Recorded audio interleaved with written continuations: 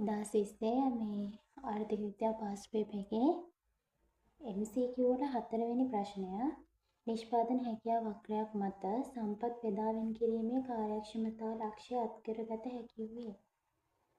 අපි දන්නවා පුතේ සම්පත් බෙදාවෙන් කිරීමේ කාර්යක්ෂමතා ලක්ෂ්‍ය අත්කර ගන්න නම් එතනදී නිෂ්පාදන කාර්යක්ෂමතාවය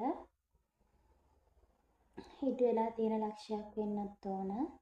ඒක සමාජයේ වර්ණය කරන භාණ්ඩ නිපදවීම සඳහා හිඟ සම්පත් යොදවලා තියෙන්න ඕන.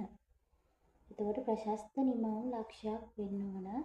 P සමාන MC නැත්නම් ආන්තික ප්‍රතිලාභ ආන්තික පිරිවැයට සමාන වන අවස්ථාවක් විය යුතුයි.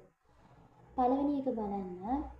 අවම යෙදවුම් ප්‍රමාණයක් භාවිතා කරමින් එක් භාණ්ඩය නිෂ්පාදනය කරන විටය. අවම යෙදවුම් ප්‍රමාණයක් භාවිතා කරමින් එක් භාණ්ඩය නිෂ්පාදනය කරන විටය. අවම යෙදවුම් ප්‍රමාණයක් කියනකොට නිෂ්පාදන කාර්යක්ෂමතාවය ගැන තමයි අදහස් වෙන්නේ. දෙක ආන්තික ප්‍රතිලාභ ආන්තික පිරිවැයට සමාන වන මට්ටමට එක් භාණ්ඩය නිෂ්පාදනය කරන විටය. ඒක හරි.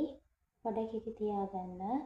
පාරිභෝගික භාණ්ඩ වලට සාපේක්ෂව ප්‍රාග්ධන භාණ්ඩ විශාල ප්‍රමාණයක් නිෂ්පාදනය කරන විට ඒක ගන්න බෑ. ප්‍රාග්ධන භාණ්ඩ වලට සාපේක්ෂව පාරිභෝගික භාණ්ඩ විශාල ප්‍රමාණයක් නිෂ්පාදනය කරන විට එතකොට ආන්තික පිරිවැයට වඩා ප්‍රතිලාභ විශාල වෙනවා සහ අඩු වෙනවා කියන දෙක 3-4 දී වෙන නිසා එතන ප්‍රශස්ත භාණ්ඩ ලක්ෂ්‍ය මේ නිමවුමක් එන්නේ නැහැනේ. එතකොට අපිට සම්පත් බෙදාවෙන් කිරීමේ කාර්යක්ෂමතාවය ඉදිරියට ඉස්ට වෙන්නේ කොහොමද?